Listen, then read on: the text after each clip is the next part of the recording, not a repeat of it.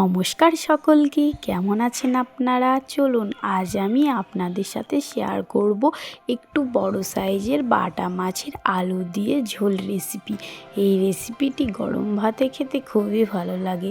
তবে চলুন রেসিপিটি দেখে নেওয়া যাক। প্রথমেই মাছগুলি ভালো করে কেটে বেছে ধুয়ে এনে কিছুটা পরিমাণে লবণ ও হলুদ গুঁড়ো দিয়ে ভালো করে মাখিয়ে রাখতে হবে 5 মিনিট।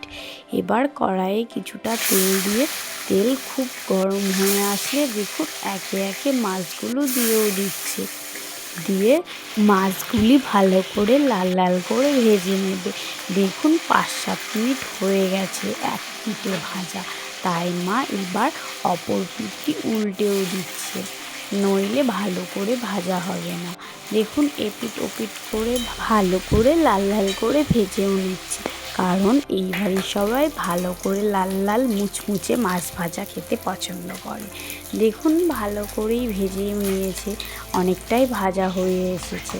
তাই মা এবার এই মাছগুলো একে একে ভালো করে নামিয়েও ফেললো। আবারও কিছু মাছ ছিল, তাই ওই তেলের মধ্যে আবারও সেই মাছগুলো দিয়ে দিল।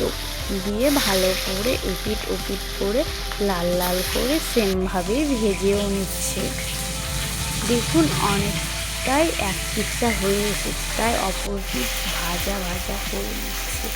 দেখুন অনেকটাই লাল লাল হয়ে এসেছে, ভাজাই হয়ে এসেছে, তাই মা নামিয়েও ফেললো সব মাছগুলি। এবার ওই মাছের তেলের মধ্যে আর কিছুটা তেল দিয়ে পাঁচফোড়ন, শুকনো লঙ্কা ও তেজপাতা দিয়ে দিল। দিয়ে একটু নাড়াচাড়া করে একটু ভাজা ভাজা হয়ে আসলে এবার আগে থেকে কেটে রাখা আলু দিয়ে দিল। দিয়ে সব কিছু ভালো করে ভেজে নেবে, কারণ আলুগুলো একটু লাল লাল করে ভেজে নেবে। দেখুন আলুগুলো অনেকটাই লাল লাল হয়ে এসেছে, তাই মা এবার আগে থেকে বেটে রাখা আদা, জিরে, লঙ্কা ও কিছুটা পেঁয়াজ বাটাও দিয়ে দিয়েছে। দেখুন ভালো করে নাড়াচাড়া করে নিচ্ছে। এই যে পেঁয়াজ বাটাটা দিয়ে আজ প্রথম রান্না করছে, আজ খেতে কিন্তু খুব সুন্দরও হয়েছিল। দেখুন সামান্য পরিমাণে হলুদ গুঁড়োও দিয়ে দিল। দিয়ে সব কিছু ভালো করে মিশিয়ে নিয়ে অনেকটাই কষিয়ে এসেছে, তাই এবার কিছুটা পরিমাণে জলও দিয়ে দিল। দিয়ে একটু নাড়াচাড়া করে এবার স্বাদ অনুসারে লবণও দিয়ে দিল।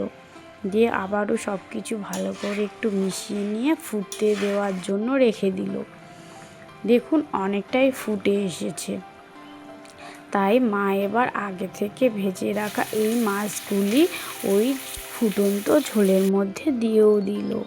সব মাছগুলি দিয়ে দেওয়ার পর আবারও কিছুটা ভালো করে নাড়াচাড়া করে গ্যাসটি আস্তে দিয়েছিল।